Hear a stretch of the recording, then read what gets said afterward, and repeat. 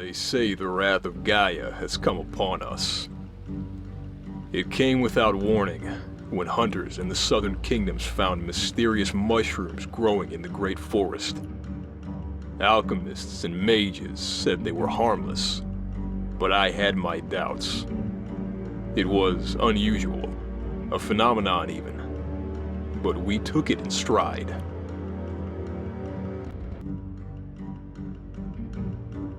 In the months that followed, villages near the Great Forest reported savage attacks from wild animals.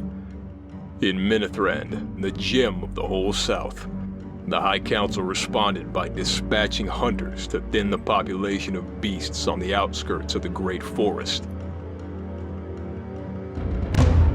Shortly thereafter, a pack of giant wolves descended upon a prominent settlement near the forest. Those that survived spoke of a mysterious fog hanging on the outskirts. The fog has spread across the land since the attack, and no man dares to set foot in the forest for fear of breathing in the toxic spores. When the crops began to wither, the hunters of beasts fell ill with them.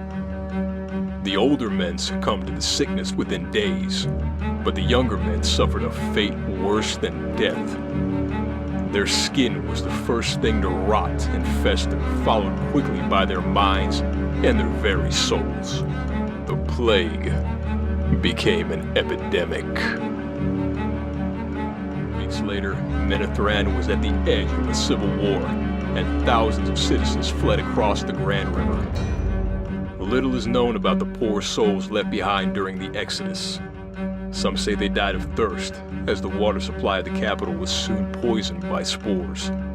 But others say they devolved into mindless abominations. The Grand River proved to be a natural barrier between the northern counties and the spores, but only for a mere season. As the winds shifted, traders reported new instances of savagery and violence from wild animals across Ankh-Maran. The scourge had followed us home. To all adventurers and fortune seekers who read this letter, heed my call to arms. The sickness feasts upon our homes, our lands, and our way of life, but we stand defiant in the face of annihilation. As we mount our final offensive against this evil, I hope and pray that you find us before all is lost.